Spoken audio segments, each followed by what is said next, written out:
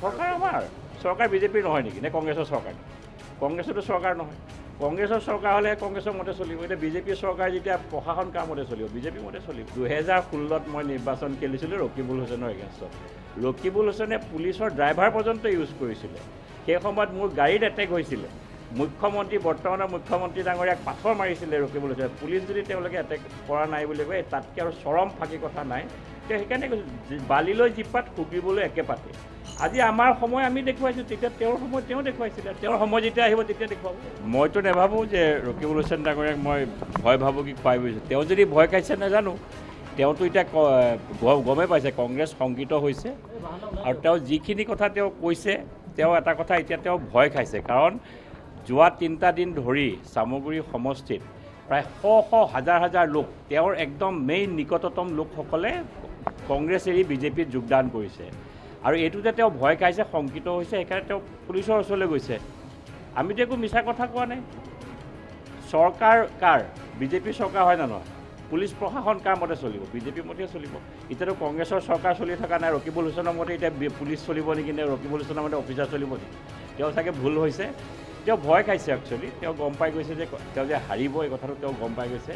এইবাৰ অকণ আগতীয়াকৈ সেইকাৰণে অলপ এইটো তেওঁ এটা হেৰি কৰিছে আৰু মই ভালেই পাইছোঁ তেওঁ মোৰ ভয়ত যদি ৰকিবুল হুছেইনৰ এইটো অৱস্থা হৈছে মই গৌৰৱে অনুভৱ কৰিছোঁ চৰকাৰ আমাৰ চৰকাৰ বিজেপিৰ নহয় নেকি নে কংগ্ৰেছৰ চৰকাৰ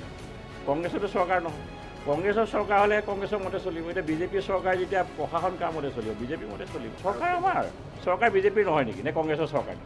কংগ্ৰেছতো চৰকাৰ নহয় কংগ্ৰেছৰ চৰকাৰ হ'লে কংগ্ৰেছৰ মতে চলিব এতিয়া বিজেপিৰ চৰকাৰ যেতিয়া প্ৰশাসন কাৰ মতে চলিব বিজেপিৰ মতে চলিব 2016 মই নিৰ্বাচন খেলিছিলোঁ ৰকিবুল হুছেইনৰ এগেইনষ্টত ৰকিবুল হুছেইনে পুলিচৰ ড্ৰাইভাৰ পৰ্যন্ত ইউজ কৰিছিলে সেই সময়ত মোৰ গাড়ীত এটেক হৈছিলে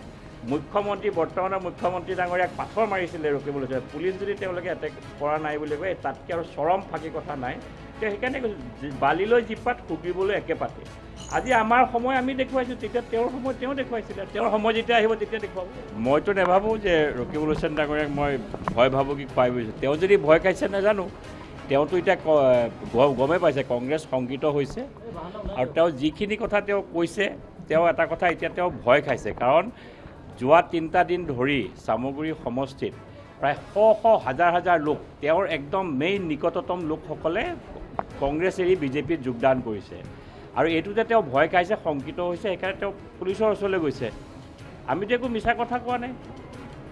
চৰকাৰ কাৰ বিজেপিৰ চৰকাৰ হয় নে নহয় পুলিচ প্ৰশাসন কাৰ মতে চলিব বিজেপিৰ মতে চলিব এতিয়াতো কংগ্ৰেছৰ চৰকাৰ চলি থকা নাই ৰকিবুল হুছেইনৰ মতে এতিয়া পুলিচ চলিব নেকি নে ৰকিবুল হুছেইনৰ মতে অফিচাৰ চলিব নেকি তেওঁ চাগে ভুল হৈছে